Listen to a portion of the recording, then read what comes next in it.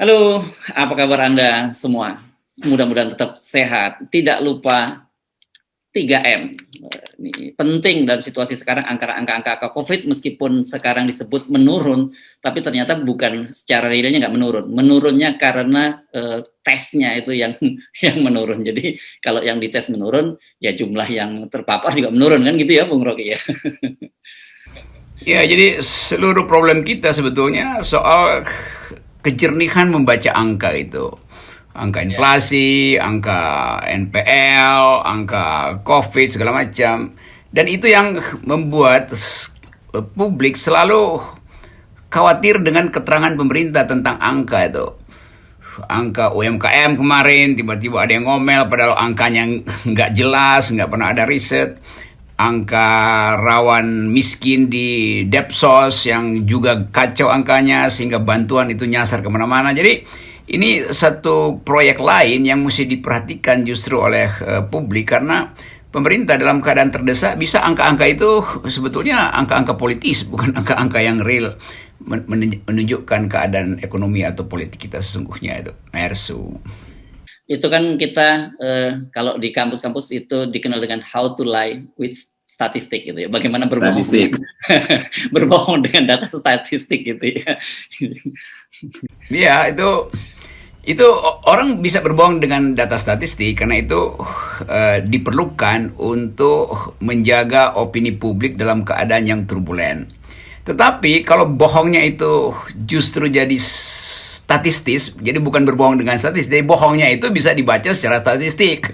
Maka publik menganggap bahwa memang ada yang oleng di dalam kepala kebijakan sehingga dia sendiri tidak paham lagi apa fungsi statistik.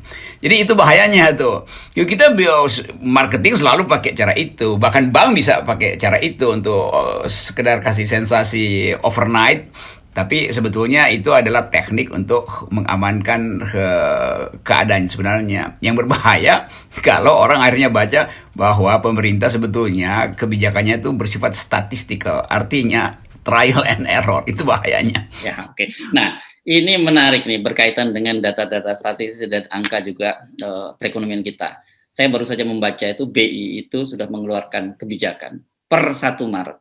Ya, per 1 Maret ini saya kira kan tinggal berapa nggak sampai 2 pekan lagi. Ya, Itu minggu depan. ya ada kebijakan bahwa seluruh kendaraan bermotor itu DP-nya 0%, Bung Rocky. Nah, bukan hanya kendaraan bermotor, ternyata untuk perumahan, untuk properti ini pakai perumahan tapak, perumahan susun, rukan, apartemen dan sebagainya, dia tidak menyebutnya DP 0%, tetapi pembiayanya 100%. Ya sama aja itu kan artinya sebenarnya nggak 100%. Tapi catatannya untuk NPL atau yang non performing loan itu atau yang utang nunggaknya gitu di bawah 5% gitu ya. Sementara yang tunggakan utangnya di atas 5% itu hanya boleh membiayai perumahan sampai tipe 21. Nah, menurut saya ini saya jadi agak ngeri-ngeri sedap itu dalam situasi ketika sekarang ini orang pendapatannya menurun dan kemudian kalau di DP-nya 0% itu kan berarti sebenarnya cicilannya semakin besar kan artinya. Yes. Jadi angin sorga buat rakyat, buat konsumen, tapi angin puyuh buat pemerintah sebetulnya. Jadi karena kena badai COVID, badai ekonomi, angin puyuh itu masuk ke segala macam kementerian. Lalu panik karena ada angin puyuh. Lalu dicarikan angin sorga buat rakyat untuk menghadapi angin puyuh itu tuh. Dengan janji 0% itu atau kebijakan yang seolah-olah populis itu. Tapi di belakang itu ada kepanikan dari industri otomotif tentu karena permintaan menurun tuh. Kan biasanya orang ukur berapa banyak motor yang dibeli per bulan, itu tanda ekonomi bergerak tuh. Itu paling gampang itu kan. Konsumsi motor itu yang paling jelas itu. Nah sekarang keadaan itu pasti terbalik itu. Tetapi ada perjanjian-perjanjian dengan perbankan segala macam sehingga korporasi tidak mampu lagi untuk membayar utang. Dan itu yang kemudian jadi pressure group untuk menekan pemerintah. Dan saya kira BI membaca itu tuh dan mengiyakan aja. Nah mengiyakan itu yang berbahaya tuh karena mesti ada keterangan di balik itu. Kenapa dibebaskan DP 0%? Konsekuensi berarti cicilan tinggi. Nah sekarang satu waktu dia terkejar oleh cicilan itu, lalu debt collector mulai bekerja lagi itu. Jadi kekacauan kebijakan itu sebetulnya disebabkan oleh ketidakmampuan pemerintah untuk mengakui. Jadi dia mau minta bantuan rakyat tapi malu-malu, lalu cari cara yang justru berbahaya itu. Nah hal-hal semacam ini yang menimbulkan moral hazard luar biasa itu.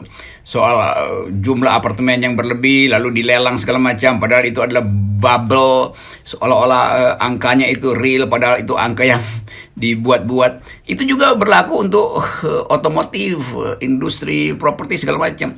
Jadi kalau itu misalnya bulan Maret mulai diberlakukan, itu artinya proyeksi pemerintah untuk menambal APBN dan kemampuan sisi supply dari industri-industri ini tidak memungkinkan lagi mereka untuk mengatur benefit cost-nya perusahaan.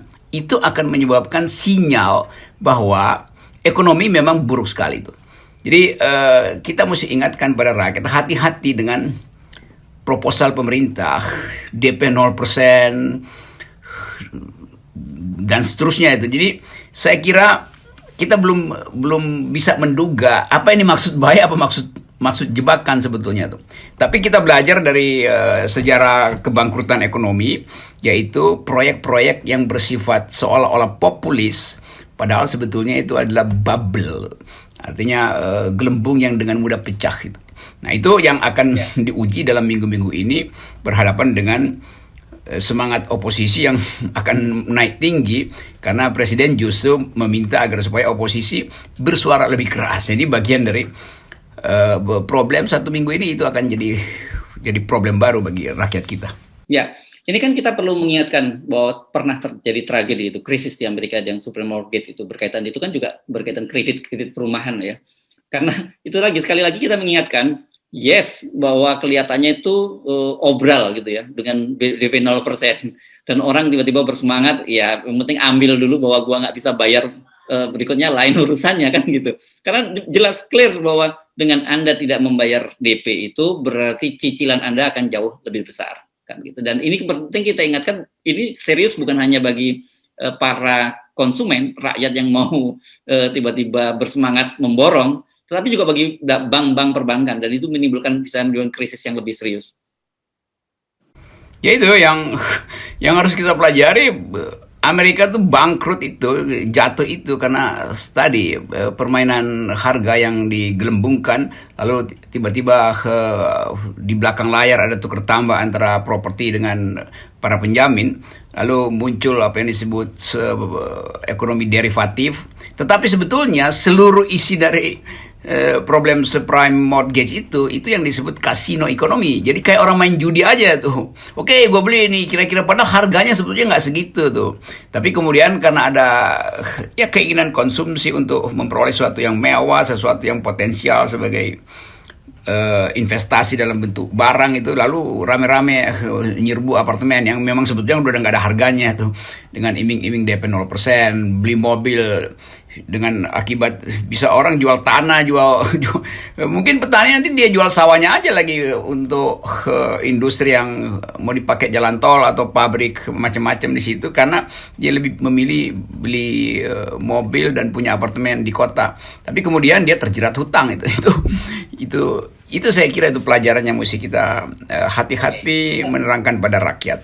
Ini apakah kita bisa sebut sebagai kesannya seolah-olah semacam ada ketulusan hati dari pemerintah memahami situasi masyarakat yang sulit sehingga DP-nya dibikin 0%, atau sebenarnya lebih kuat dari kepentingan para pebisnis gitu, karena Anda sebut tadi kredit motor mandek, kemudian banyak apartemen yang sudah dibangun dan kredit ke perbankan juga harus dibayar tapi juga tidak laku gitu.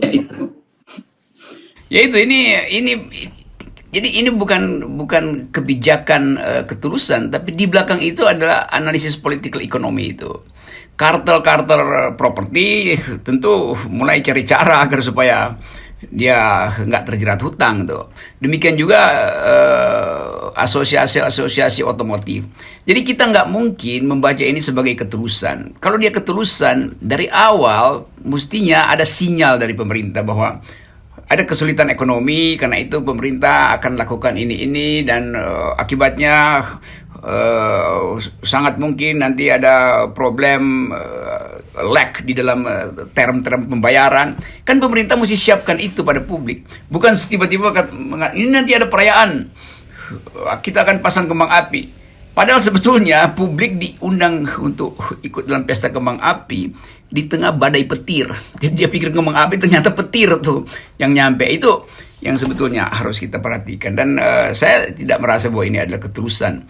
Karena kalau pemerintah tulus dari awal soal omnibus law segala macam itu harus diterangkan akibat-akibatnya. Tapi pemerintah menyembunyikan akibat.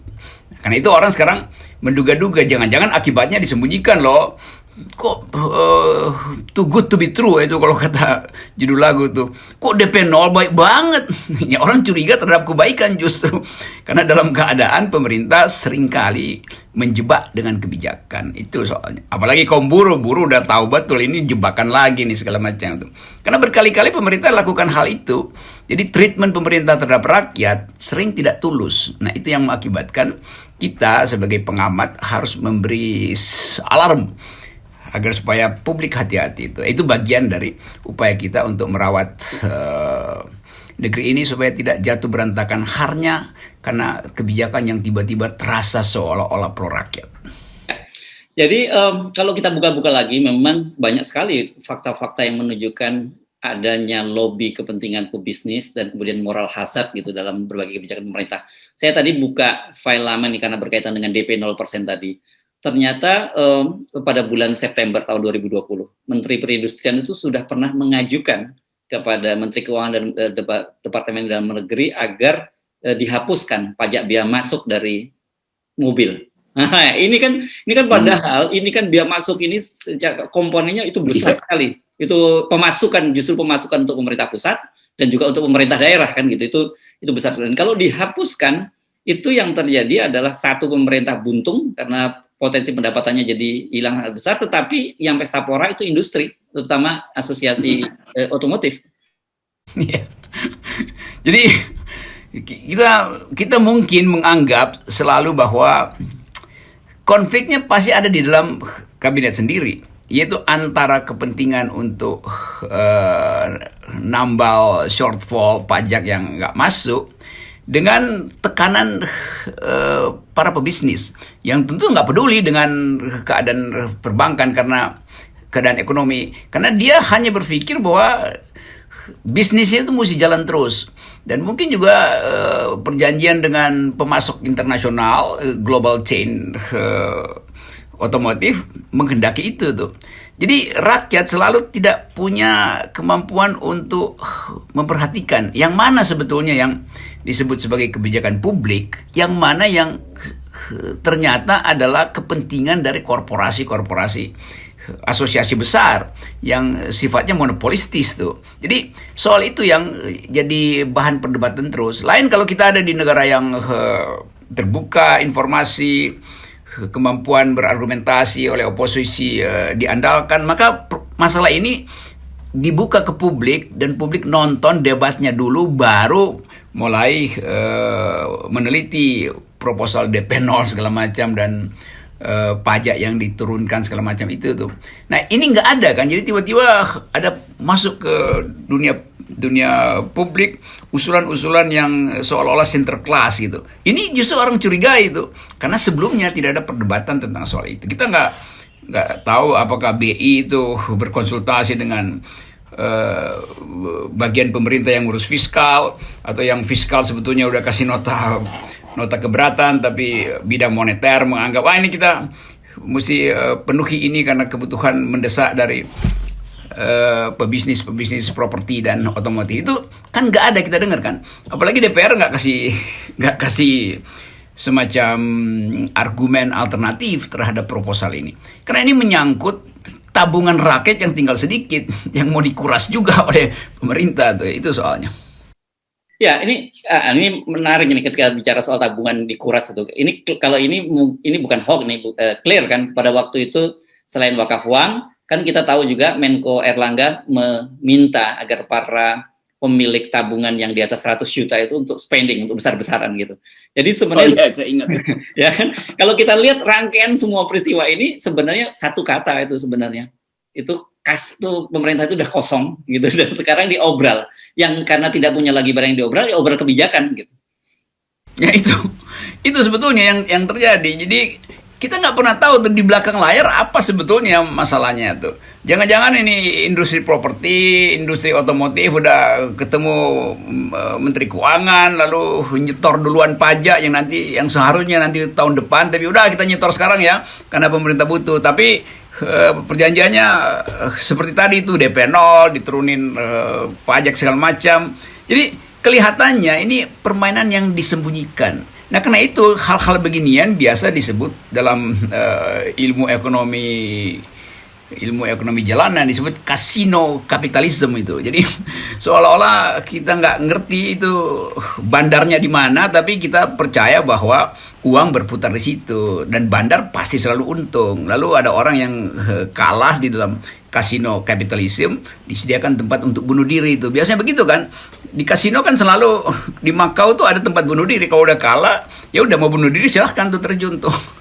Jadi itu yang kita takutkan, jangan sampai efek kasino ini masuk di dalam policy negara yang justru membahayakan yang disebut pertahanan subsisten dari rakyat, yaitu tabungan yang tinggal ada di dompet, yang nggak ada lagi di ATM. Itu soalnya tuh mau dikuras juga. Ya. Jadi saya kira kita mesti mengingatkan ini, mesti hati-hati dengan kebijakan ini. Satu, kalau pemerintah kan sudah kadung ambil kebijakan, tapi ada pada publik gitu ya. Dampaknya ini bisa serius loh kalau Anda tergoda. Jadi mesti bijak dulu sebelum ambil keputusan. Tapi saya khawatir ini kan juga banyak sekali rakyat kita yang tidak rasional gitu, Bung Rocky. Main tubruk aja. Kemarin kita sempat bacakan viral banget yang di Tuban yang baru dapat uang ganti rugi dari Pertamina dan kemudian satu kampung memborong mobil sampai kalau nggak satu kampung ada 176 mobil yang diborong dari dealer itu karena baru. Itu saya. Iya. Ya, kan, ada satu rumah yang sampai membeli 4 mobil. Ini kan perilaku rakyat kita memang sangat tidak rasional. Dan dalam kasus ini saya khawatir juga begitu DP 0%, hajar beli sepeda motor, urusan nggak bisa bayar belakangan. Beli apartemen. Nah, kalau ternyata kemudian yang apartemen pengembangnya juga nggak bisa ngurusin lagi, kan bisa terjadi bahaya juga itu. Itu soalnya. Sementara soal apartemen, status apartemen itu di Jakarta dan kota-kota besar itu nggak jelas. Ada orang yang udah bayar lunas 10 tahun tapi sertifikatnya ditahan oleh pengembang karena mungkin dijaminkan ke bank. Kan itu kacau kan soal hak-hak penghuni apartemen di Jakarta tuh yang kita baca terus setiap hari ada di media massa. Itu kan harusnya pemerintah beresin dulu itu supaya rakyat nggak tertipu. Karena begitu banyak status tanah yang mungkin haknya udah mau habis 2 tahun lagi tapi masih diobral, sertifikatnya ditahan. Jadi problem-problem semacam ini itu yang berbahaya sekali karena pemerintah sebetulnya hanya ingin cepat-cepat dapat uang panas, sementara hak rakyat untuk mengetahui hak hukum terhadap apartemen itu nggak dia gubris. Berbagai macam apartemen di Jakarta, penghuninya tuh demo segala macam, pemerintah diam aja, dianggap itu adalah urusan dengan pengembang. Nah sekarang dia mau obral itu tuh dengan konsekuensi hukum yang bisa berlipat-lipat. Jadi potensi subprime mortgage itu dalam bentuk lokal juga bisa berlangsung di kita di Indonesia. Yes. Oke, Bung Rocky, saya kira nggak perlu kaget kalau dalam beberapa hari ke depan lagi muncul lagi berbagai kebijakan-kebijakan yang terkesan tulus gitu untuk rakyat. Kita harus terus mengamati ini, Bung Rocky. Ya, dan saya dan FNN selalu hanya bisa bikin analisa itu. Nah, analisa FNN bisa benar dan bisa nggak salah. Oke. Terima kasih Bung Rocky.